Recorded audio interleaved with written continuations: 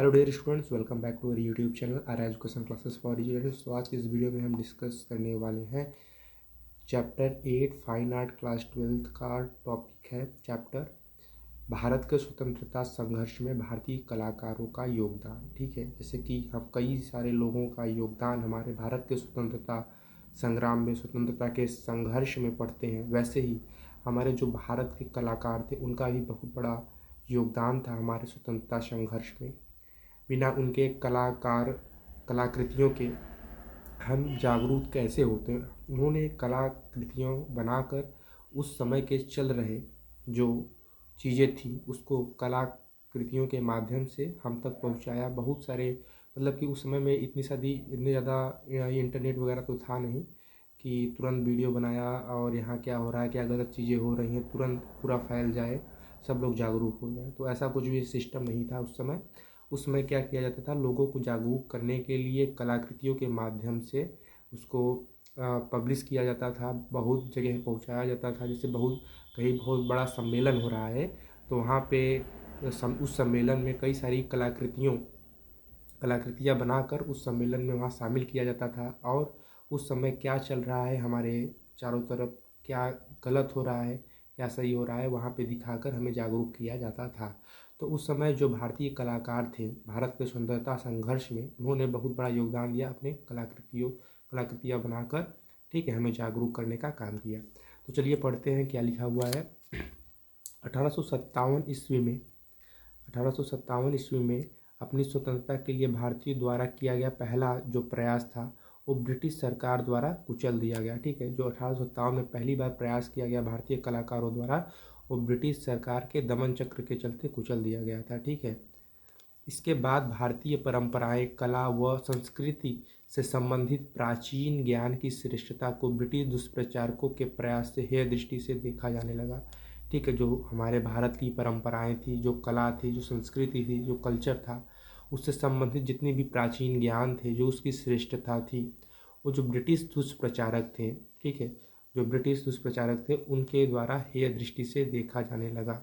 ठीक है, यानी गलत दृष्टि से देखा जाने लगा तथा ब्रिटिश सभ्यता, ज्ञान व जीवन शैली को श्रेष्ठ बताया जाने लगा।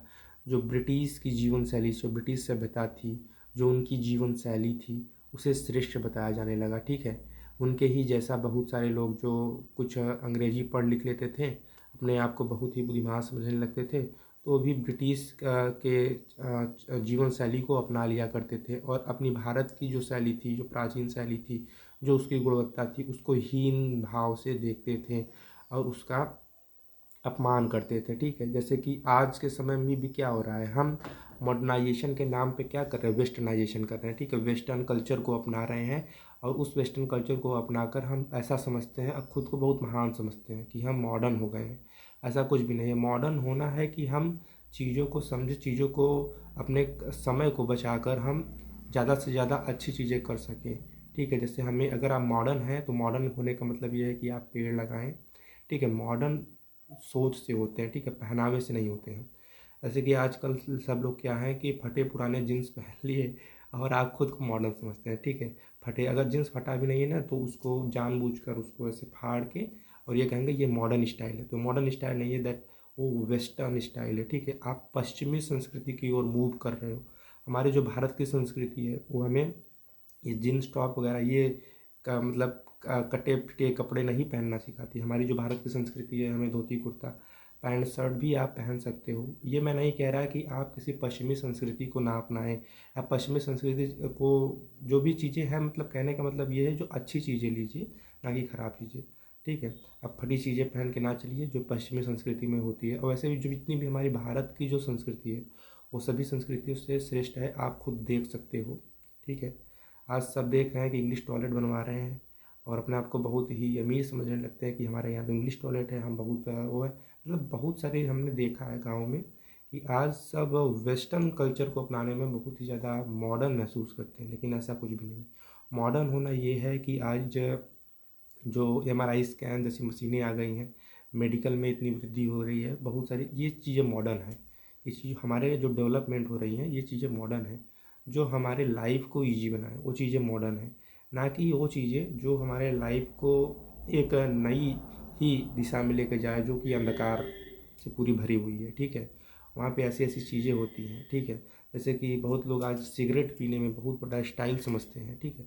तो ऐसी चीज़ें ना करें जिससे हमारे शरीर को हानि पहुँचे, हमारे समाज को हानि पहुँचे या हमारे किसी भी चीज़ को हानि पहुँचे, ठीक है। चीज़ें करिए लेकिन ऐसी चीज़ें करिए जिससे हमारी संस्कृति को कोई भी नुकसान ना पहुँचे, ठीक है।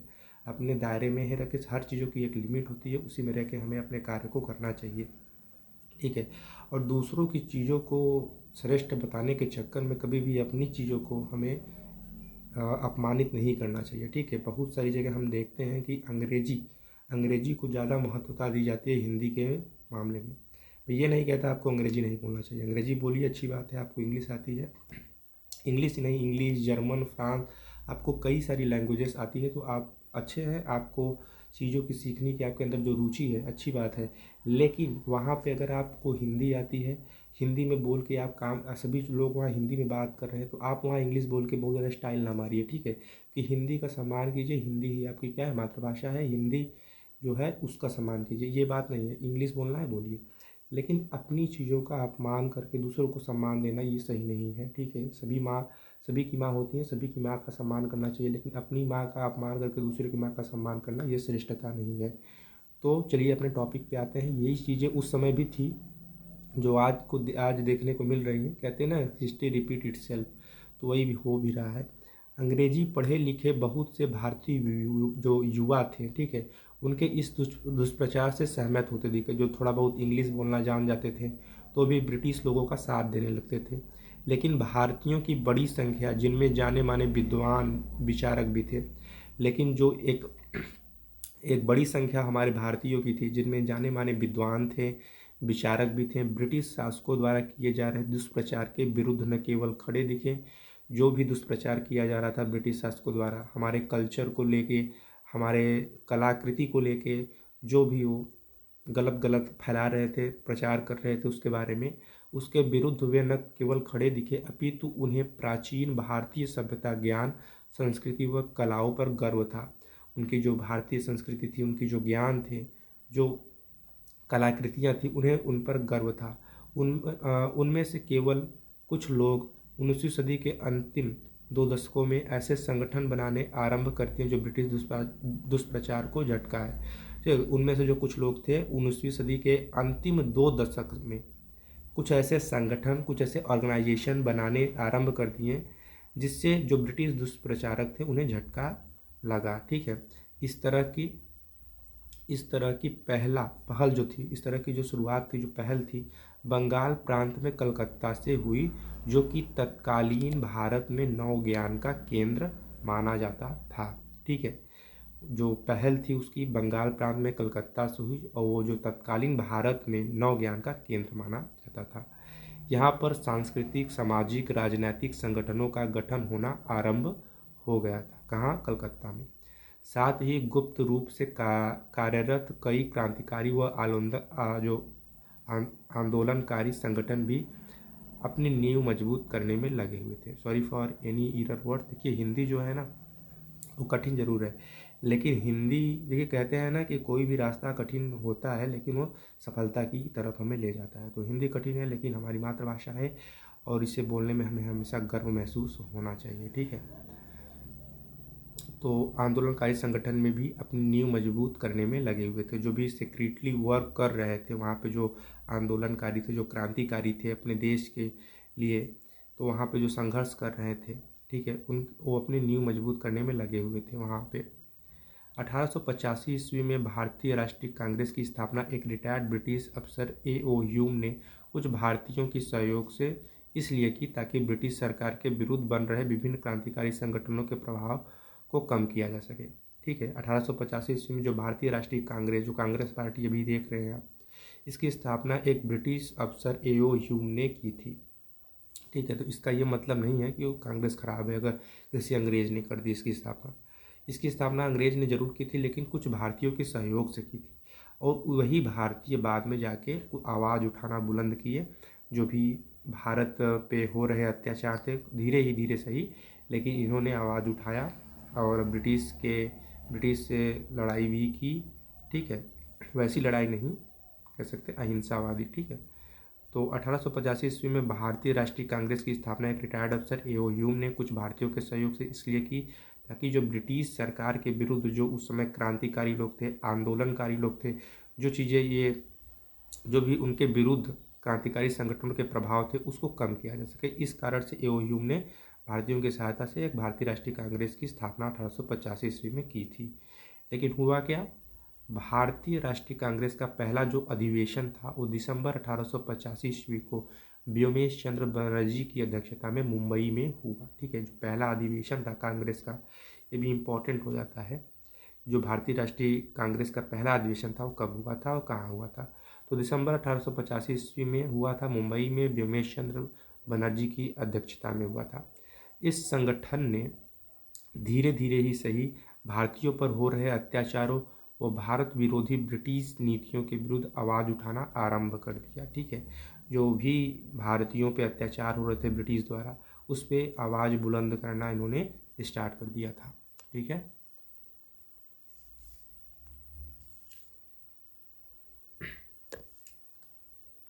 बहुत से लेखकों, उपन्यासकारों व काव्य रचनाकारों ने अपनी कहानियों, उपन्यासों, देशभक्ति गीतों व तरानों की रचना की, जिनका प्रभाव क्रांतिकारियों पर ही नहीं अपितु देश की आम जनता पर भी पड़ा।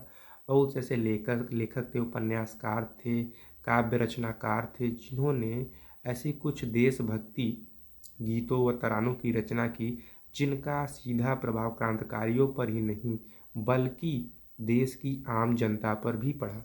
प्रसिद्ध बंगला उपन्यासकार बंकिम चंद्र चटर्जी का प्रसिद्ध उपन्यास आनंद मठ इस कड़ी में मील का पत्थर सिद्ध हुआ। मतलब बहुत बड़ा एक सहयोग इनके इस उपन्यास से मिला क्रांतिकारियों को, आनंद मठ से। वंदे मातरम गीत इस उपन्यास की ही देन है। जो वंदे मातरम गीत है वो बंकिम चंद्र चटर्जी के आनंद मठ उपन्यास की ही देन है, जिससे भारतीय जनमानस व क्रांतिकारियों में जोश व नई चेतना का संचार हुआ। जो उस समय के क्रांतिकारी थे, ठीक है, उस समय के जो जनमानस थे, भारतीय थे, जो नागरिक थे, उनमें एक नई जोश का संचार हुआ, एक नई चेतना का संचार हुआ। ठीक है, 1905 ईस्वी में हिंदू मुस्लिम एकता को भंग करने के उद्देश्य से ब्रिटिश सरकार ने बंगाल का विभाजन कर दिया। 1950 ईस्वी में हिंदू मुस्लिम जो एकता थी उसको भंग करने के लिए जो ब्रिटिश सरकार थी उस बंगाल का विभाजन कर दिया। परिणाम स्वरूप न केवल बंगाल में बल्कि पूरे भारत में ब्रिटिश शासन के विरुद्ध तीव्र प्रतिक्रिया हुई। ठीक है, इसके ये जो ब्रिटिश सरकार ने किया था, इसके एक्शन जो ये एक्शन लिया था ब्रिटिश सरकार ने, इसके अगेंस्ट जो रिएक्शन आया पब्लिक का, ठीक है, वो भी क्या था, सिर्फ बंगाल के लोगों ने ही नहीं बल्कि पूरे भारत के जो लोगों ने इस पे अपना रिएक्शन दिया, अपनी प्रतिक्रिया जताई। लोगों ने अपने अपने स्तर पे अपने अपने लेवल, जो भी लोग जैसे कि लेखक हैं तो अपने लेख से, जो कलाकार थे अपनी कला बनाकर, ठीक है, तो लोगों ने अपने अपने स्तर पे जो कर रहे थे उसकी सहायता से अलग अलग तरीके से अपने गुस्से को भी व्यक्त किया।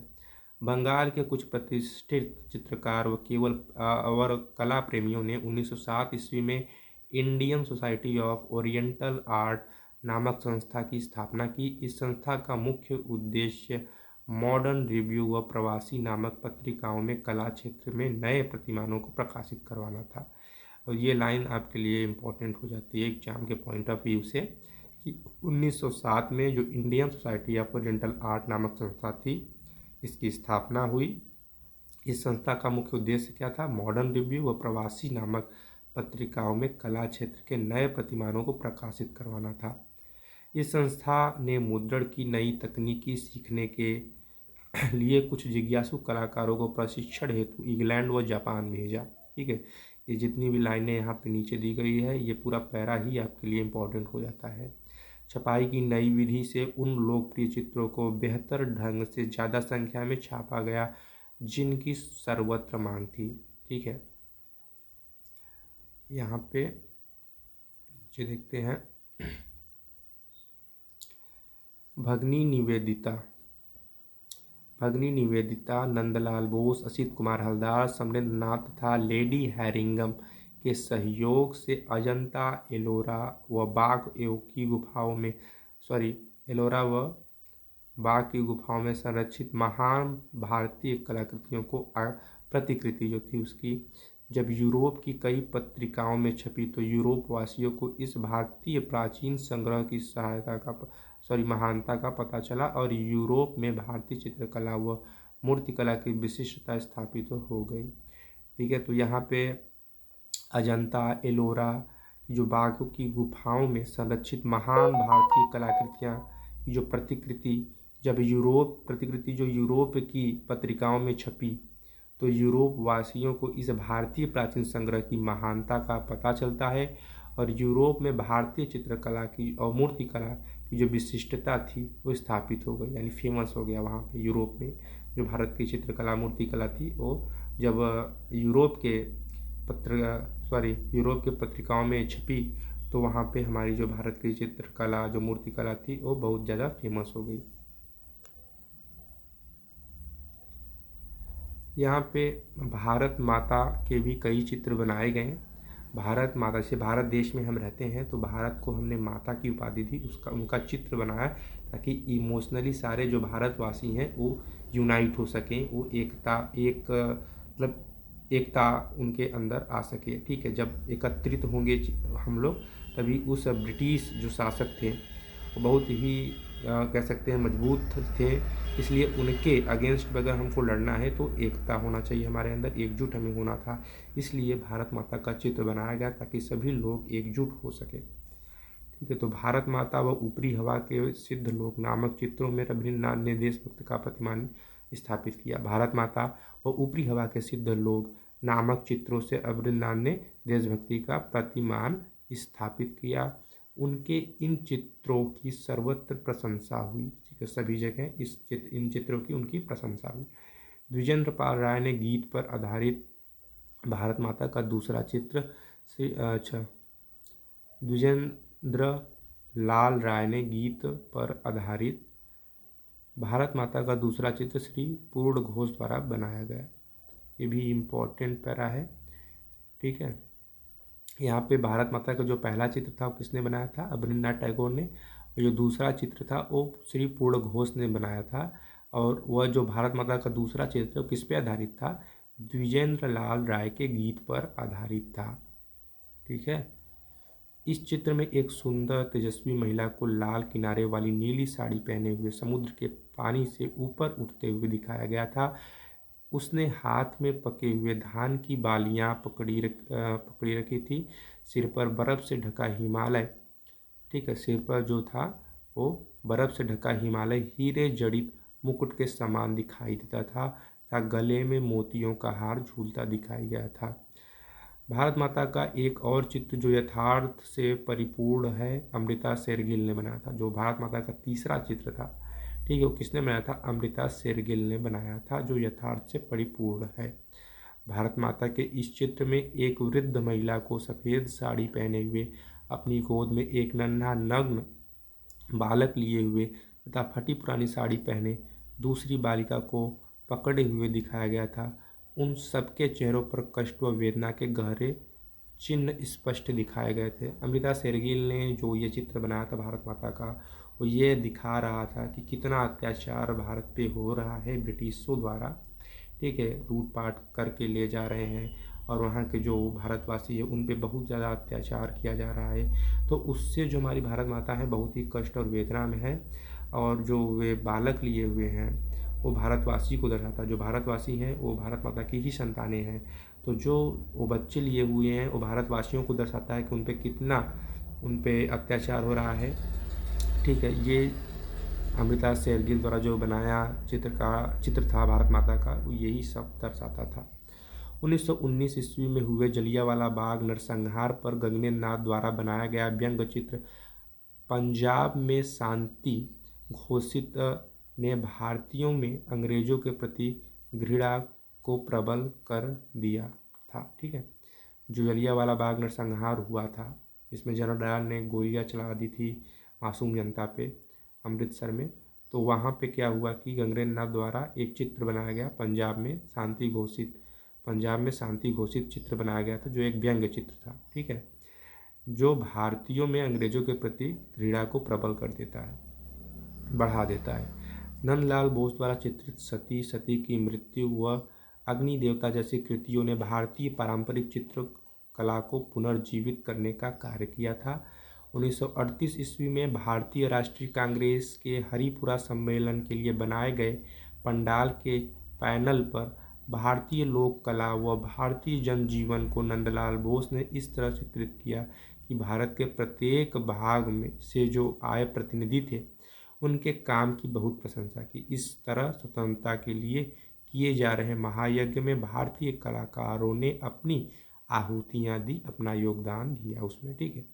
तो ये सारी चीज़ें जो है हम भारत के स्वतंत्रता संग्राम में भारतीय कलाकारों का क्या योगदान था इस चैप्टर में हमने देख लिया है। आगे के चैप्टर्स क्या हैं देख लेते हैं।